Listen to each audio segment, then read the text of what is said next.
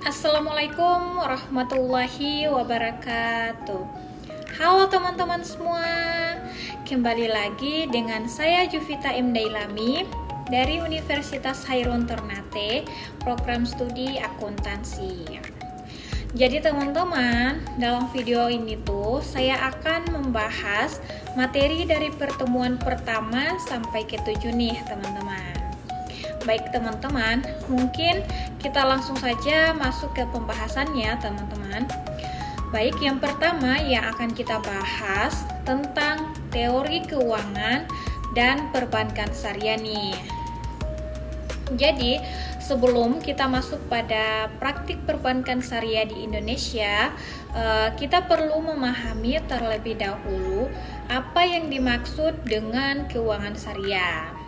Jadi keuangan syariah itu bukan hanya sekedar mengganti nama bank atau menghilangkan bunga, tetapi sebuah sistem ekonomi yang berlandaskan syariah Islam, di mana seluruh aktivitasnya ini tuh harus selaras dengan nilai-nilai Al-Quran dan hadis. Kemudian keuangan syariah itu lahir dari kesadaran bahwa manusia dalam kegiatan ekonomi tidak boleh saling menjalimi. Karena itu, Islam melarang unsur-unsur yang merugikan seperti riba, gharar, dan juga maisir. Ketiganya ini tuh menjadi fondasi penting mengapa sistem syariah berbeda dari pendekatan konvensional. Dalam syariah, setiap transaksi itu harus memberikan keadilan bagi seluruh pihak, di mana menghindarkan ketidakpastian dan terhubung dengan sektor ekonomi real, bukan sekedar permainan angka di atas kertas. Salah satu ciri paling menonjol yang membedakan keuangan syariah dengan konvensional adalah mekanisme perolehan keuntungan. Dalam perbankan konvensional, keuntungan itu dihasilkan dari bunga yang dipatok, tanpa mempertimbangkan hasil usaha. Sedangkan dalam sistem syariah keuangan diperoleh dari investasi dan partisipasi dalam risiko. Jika hasil usaha baik, semua pihak merasakan manfaat. Dan jika usaha menurun, risiko juga ditanggung bersama. Dengan prinsip ini, syariah menekankan nilai kebersamaan, transparansi, dan juga akuntabilitas yang lebih manusiawi dalam menjalankan ekonomi. Untuk mewujudkan praktik tersebut, keuangan syariah memiliki berbagai akad, seperti akad mudharabah, akad musyarakah, dan juga akad ijarah. Jadi semua instrumen ini dirancang untuk mengatur hubungan kerjasama yang sehat, adil, dan saling menguntungkan. Akad-akad tersebut menjadi jembatan antara nilai keagamaan dan praktik ekonomi sehari-hari, sehingga umat ini tuh bisa beraktivitas secara finansial tanpa harus melanggar prinsip Islam. Meski ideal dalam konsep, implementasinya di lapangan itu tidak selalu mudah ya. Kurangnya edukasi masyarakat, keterbatasan sumber daya manusia, dan juga serta belum seluruh regulasi itu mendukung secara optimal menjadi tantangan yang harus ditangani. Namun dengan fondasi teori yang kuat ini, sistem syariah itu tetap berdiri sebagai alternatif keuangan yang lebih etis dan berkelanjutan dalam membangun perekonomian umat ini tuh. Selanjutnya kita lanjut ke pembahasan yang kedua tentang praktik perbankan syariah di Indonesia. Jika teori memberikan arah, maka praktiklah yang menunjukkan seberapa jauh kita sudah berjalan ya teman-teman. Di Indonesia itu perbankan syariah mulai hadir sejak tahun 1992, menandai awal langkah besar menuju sistem ekonomi yang lebih halal dan sesuai nilai masyarakat mayoritas muslim. Sejak itu, jumlah bank syariah itu terus bertambah, menunjukkan bahwa kepercayaan publik itu semakin tumbuh dari tahun ke tahun ya teman-teman. Praktik perbankan syariah dalam penerapannya, bank syariah ini tuh menjadi prinsip-prinsip utama. Syariah ya, seperti larangan riba, gharar, dan juga masyir. Tidak ada praktik meminjam uang atau lalu mengambil bunga. Semua transaksi itu harus benar-benar jelas siapa yang berusaha, siapa juga yang menanggung risiko, serta bagaimana keuntungan dibagi.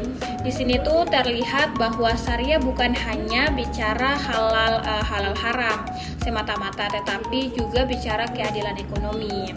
Namun, perkembangan perbankan syariah itu tidak selalu mulus loh teman-teman.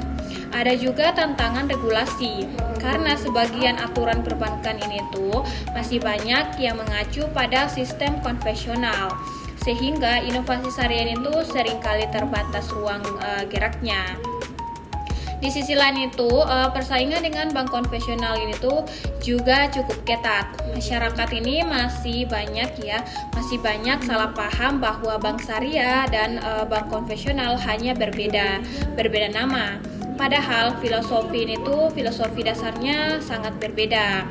Ada pula persoalan ketersediaan sumber daya manusia yang memahami prinsip syariah secara mendalam. Tanpa SDM yang kuat dan profesional, sulit bagi bank syariah untuk memberikan layanan berkualitas tinggi dan edukasi kepada nasabah.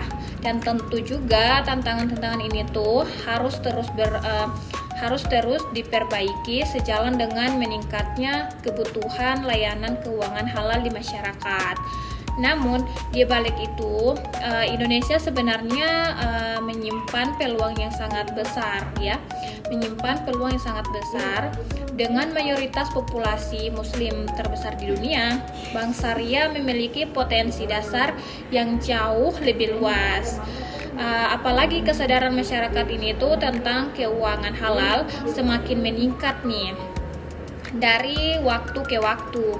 Tidak hanya itu loh teman-teman, perkembangan teknologi ini tuh seperti digital banking dan fintech syariah memberikan kekuatan baru untuk memperluas layanan hingga ke pelosok negeri. Inilah alasan mengapa bank syariah memiliki prospek pertumbuhan yang luar biasa ya di masa depan. Dengan fondasi teori yang kuat dan praktik yang harus berkembang, perjalanan perbankan syariah di Indonesia telah menunjukkan bahwa sistem ini bukan hanya mungkin, akan tetapi juga penting dan dibutuhkan untuk menciptakan ekonomi yang lebih berkeadilan dan menyejahterakan masyarakat luas. Selanjutnya teman-teman, kita lanjut ke pembahasan yang ketiga tentang infrastruktur industri perbankan syariah. Jadi, untuk memberikan pelayanan yang baik ya kepada masyarakat, sebuah bank ini tuh tidak hanya membutuhkan pegawai dan produk saja. Ia perlu sebuah infrastruktur kuat yang bekerja tanpa henti, memastikan seluruh proses keuangan ini tuh berjalan aman, cepat, dan efisien. Infrastruktur ini tuh terutama penting di era digital yang menuntut sistem serba online dalam konteks perbankan syariah. Optimalisasi infrastruktur menjadi suatu keharusan ya.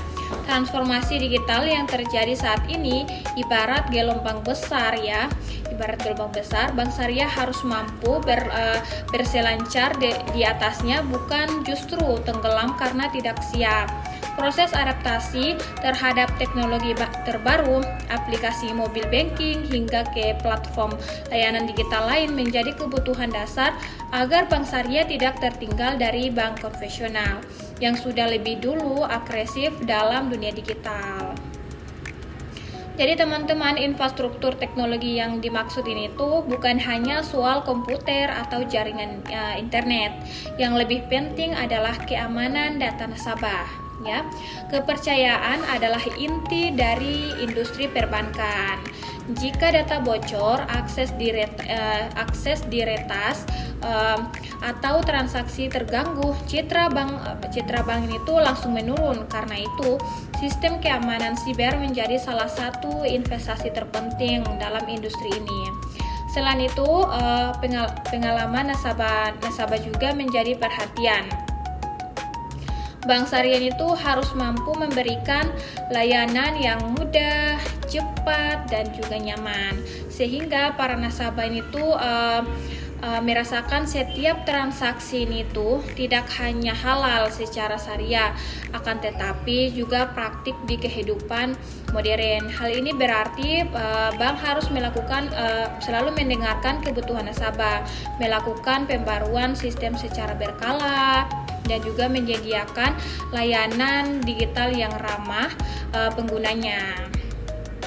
Namun teman-teman, dalam proses pengembangan infrastruktur ini tentu ada tantangan ya. Biaya investasi teknologi yang besar dapat menjadi hambatan bagi sebagian lembaga keuangan syariah.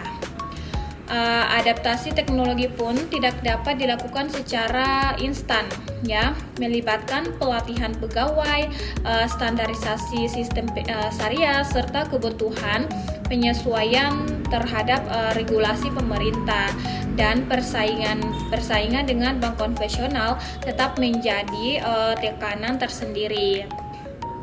Karena itu strategi jangka panjang harus disiapkan secara matang ya, dengan semua tantangan ini tersebut. Penguatan infrastruktur adalah kunci keberhasilan industri perbankan syariah dalam menghadapi masa depan yang semakin digital. Infrastruktur ini juga menjadi fondasi agar layanan syariah dapat menjangkau seluruh penjuru negeri dan tetap kompetitif dalam industri perbankan nasional. Selanjutnya kita ke pembahasan yang keempat tentang peran lembaga dan industri pendukung. Jadi teman-teman, perbankan syariah itu membutuhkan dukungan dari banyak pihak. Tidak ada satupun bank yang dapat berkembang sendirian. Perkembangan yang terjadi saat ini tidak terlepas dari peran berbagai lembaga pendukung yang bekerja di balik layar, baik dalam ranah regulasi, edukasi, maupun promosi produk syariah kepada masyarakat. Ya teman-teman. Lembaga pendidikan dan pelatihan memiliki peran besar dalam mencetak sumber daya manusia yang benar-benar memahami prinsip keuangan syariah. SDM yang cakep syariah dan teknologi akan menentukan kualitas layanan yang diberikan bank kepada publik. Edukasi juga penting bagi masyarakat agar mereka tidak salah memahami konsep bank syariah sebagai sekedar bank konvensional yang diganti labelnya. Selain itu, lembaga keuangan syariah juga didorong untuk terus berinovasi, menciptakan produk yang sesuai dengan kebutuhan zaman ya.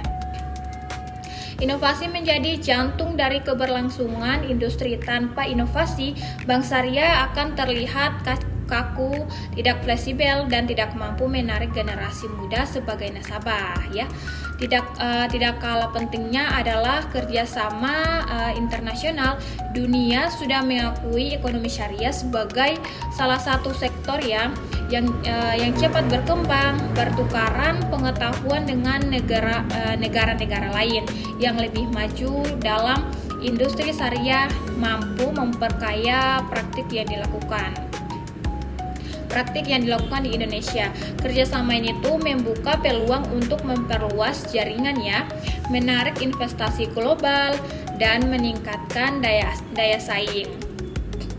Meskipun begitu, berbagai tantangan masih ada ya, terutama pemahaman masyarakat tentang perbankan syariah yang belum merata serta persaingan dengan sistem konvensional ya, yang sudah lebih dulu dikenal luas. Karena itu, lembaga pendukung harus bergerak bersama dalam satu visi untuk menjadikan bank syariah semakin dekat dengan masyarakat. Selanjutnya kita masuk ke pembahasan yang kelima tentang transformasi peran Bank Indonesia pasca OJK.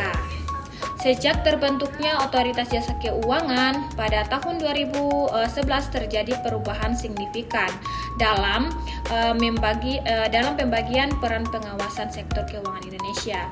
OJK juga mengambil alih tugas pengawasan terhadap lembaga keuangan termasuk bank. Hal ini membuat Bank Indonesia bertransformasi menjadi otoritas yang lebih fokus pada kebijakan moneter, stabilitas nilai tukar, serta sistem pembayaran nasional. Jadi teman-teman, perubahan itu penting karena apa? Karena memastikan bahwa fokus BI tetap pada stabilitas ekonomi makro.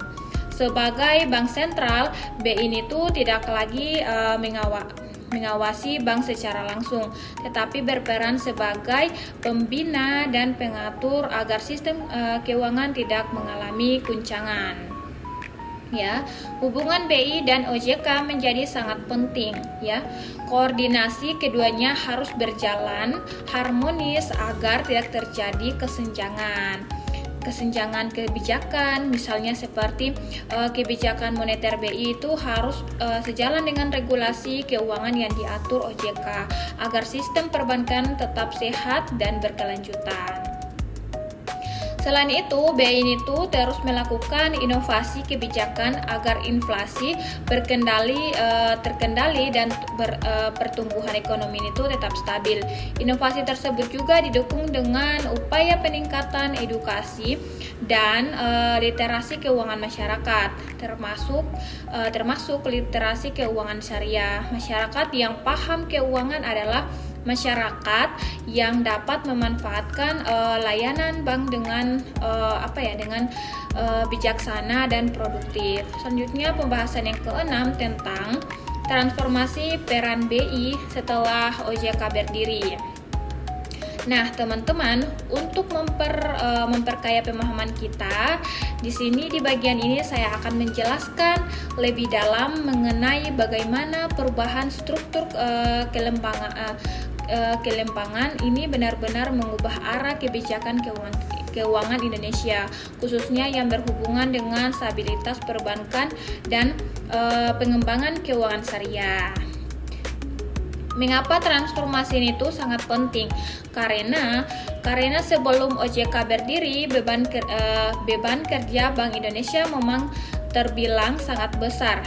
Dulu BI itu punya 3 tugas. Yang pertama yaitu mengatur moneter, yang kedua yaitu mengawasi perbankan, yang ketiga mengelola sistem pembayaran.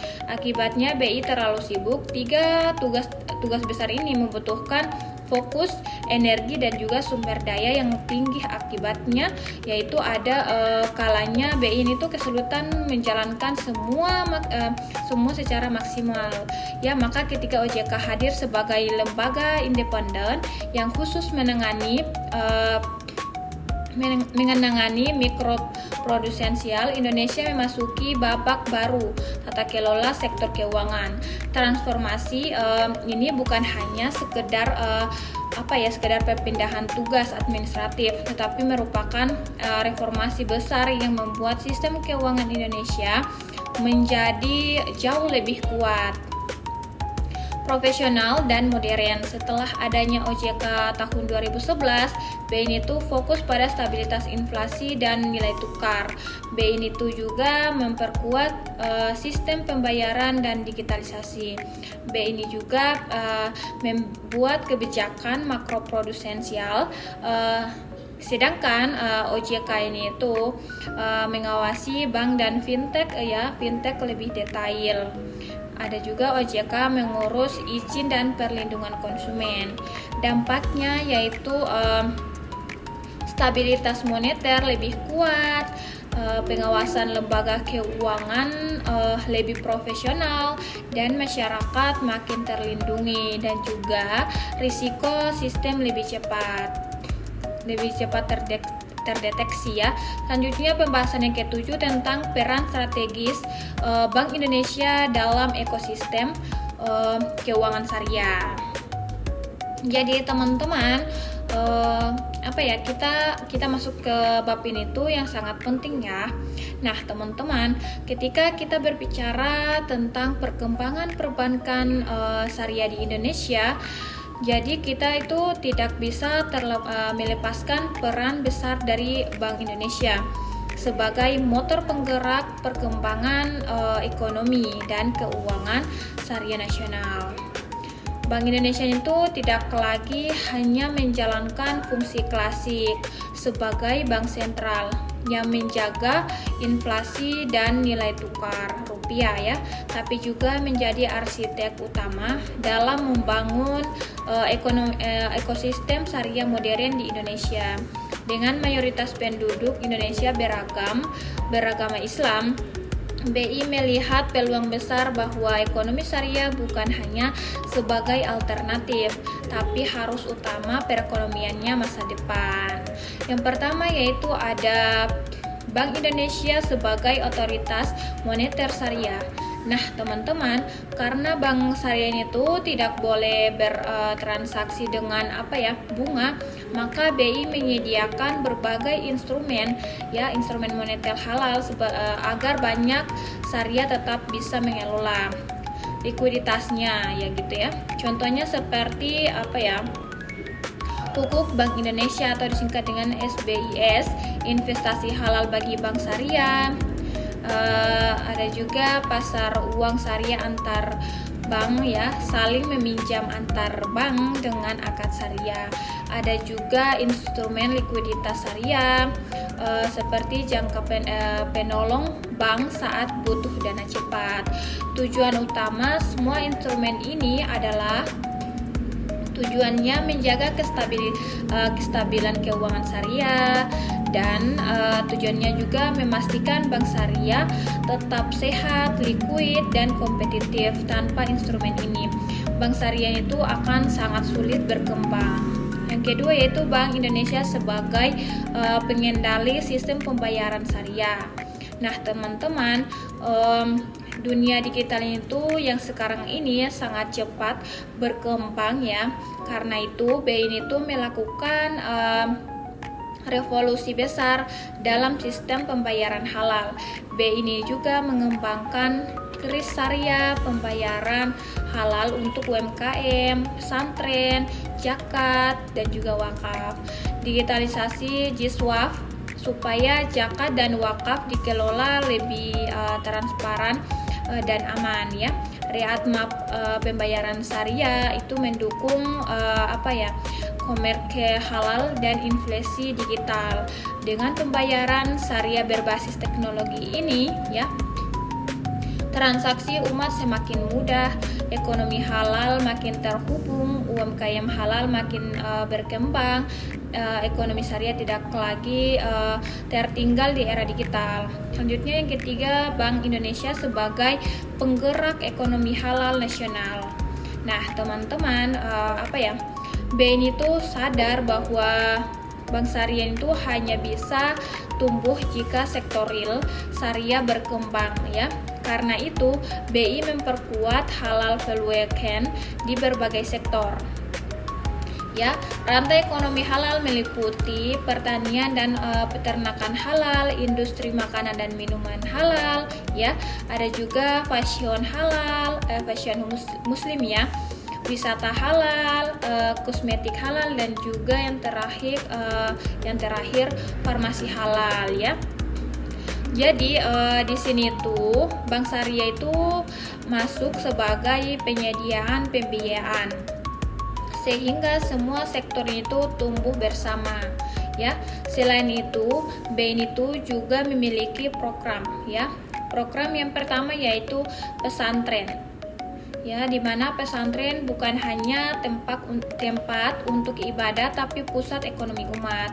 Yang kedua, penguatan UMKM halal atau pembiayaan syariah untuk usaha kecil menengah hasilnya itu seperti perbankan syariah jadi dekat dengan masyarakat akar rumput. Selanjutnya yang keempat yaitu Bank Indonesia sebagai pendorong literasi dan edukasi syariah. Nah, teman-teman, kebijakan yang hebat tidak akan efektif ya Kalau masyarakat tidak paham apa itu, itulah mengapa BI ini tuh sangat aktif melakukan edukasi ekonomi syariah. BI ini tuh menyelenggarakan ada beberapa ya. Yang pertama ISEF, Indonesia Syariah Economic Festival. Yang kedua FESYAR, Festival Ekonomi Syariah. Dan yang ketiga ada seminar dan pelatihan nasional. Yang keempat ada publikasi buku dan riset syariah. Yang kelima ada edukasi langsung ke masyarakat dan mahasiswa ya. Tujuannya adalah meningkatkan literasi keuangan syariah, dan ada memperbaiki persepsi publik dan juga menguatkan kepercayaan masyarakat ya. Jadi ketika masyarakat paham, maka mereka memiliki produk syariah dengan yakin. Selanjutnya yang kelima tentang peran Bank Indonesia dalam transformasi digital syariah nasional ya. Nah teman-teman, BI itu sedang menyiapkan masa depan sistem keuangan syariah digital. Yang pertama ada open banking syariah, ada mobile banking syariah semakin canggih ya. Ada juga kolaborasi fintech syariah dan bank syariah, dan ada juga rupiah digital atau CBDC untuk transaksi halal masa depan. Bayangkan nih teman-teman, di masa depan itu semua aktivitas ekonomi halal bisa dilakukan secara online, dari zakat, investasi halal sampai ke ekspor produk halal. Selanjutnya yang keempat yaitu dampak strategis peran BI terhadap perbankan syariah dari seluruh upaya ini. Hasilnya adalah perbankan syariah makin kompetitif ya. Ada juga produk syariah semakin beragam dan inovatif, dan ada juga ekosistem halal nasional semakin luas, dan ada juga masyarakat makin percaya dan beralih ke layanan syariah. Dan juga Indonesia semakin dekat menjadi pusat ekonomi syariah dunia ya teman-teman. Nah teman-teman, setelah kita bahas dari bab awal ya sampai ke bab 7 tadi, kita bisa melihat bahwa perkembangan perbankan syariah di Indonesia ini tuh merupakan perjalanan panjang ya, perjalanan panjang yang bertahap namun terarah. Semua dimulai dari prinsip ekonomi Islam yang mengutamakan keadilan, kejujuran, dan larangan riba. Prinsip ini kemudian diwujudkan dalam bentuk sistem keuangan syariah yang bukan hanya memikirkan keuntungan, akan tetapi juga kemaslahatan umat. Di Indonesia perbankan syariah itu terus berkembang sejak berdirinya Bank Muamalat ya. Dukungan pemerintah, masyarakat, dan juga kemajuan teknologi membuat bank syariah itu semakin dikenal dan diterima ya. Tapi tentu masih ada tantangan seperti persaingan dengan bank konvensional, literasi masyarakat yang belum merata ya, serta kebutuhan inovasi produk yang terus berkembang. Untuk memperkuat industri ini, Indonesia membangun ekosistem syariah lengkap ya, mulai dari regulasi, infrastruktur sampai ke lembaga pendukung seperti DSN, MUI, OJK, LPS, dan lembaga lainnya yang memastikan industri tetap aman sesuai syariah ya. Transformasi paling besar terjadi saat pengawasan bank ini tuh berpindah dari BI ke OJK. Perubahan ini membuat Bank Indonesia bisa fokus penuh menjaga stabilitas moneter dan juga sistem pembayaran. OJK ini tuh bisa mengawasi lembaga keuangan lebih detail hingga ke tingkat operasional. Setelah itu, Bank Indonesia justru memegang peran jauh lebih strategis dalam mendorong ekonomi syariah, ya, seperti menciptakan instrumen moneter syariah. yaitu ada digitalisasi pembayaran syariah, ada juga pengembangan UMKM halal dan ekonomi pesantren, ada juga memperluas pasar keuangan syariah, serta ada juga meningkatkan literasi masyarakat. Nah, teman-teman, dari semua perjalanan tadi itu satu hal besar bisa kita simpulkan bahwa perbankan syariah itu bukan lagi pelengkap, tetapi sudah menjadi bagian penting dari pembangunan ekonomi Indonesia, ya. Dan dengan dukungan lembaga yang kuat ini serta inovasi digital yang berkelanjutan, Indonesia memiliki peluang yang sangat besar untuk menjadi pusat ekonomi dan keuangan syariah di depan dunia, ya. Baik teman-teman, mungkin itu saja yang dapat saya sampaikan. Dan teman-teman jangan lupa untuk like, komen, dan subscribe video saya ini ya. Sekian dari saya. Wassalamualaikum warahmatullahi wabarakatuh. Bye-bye.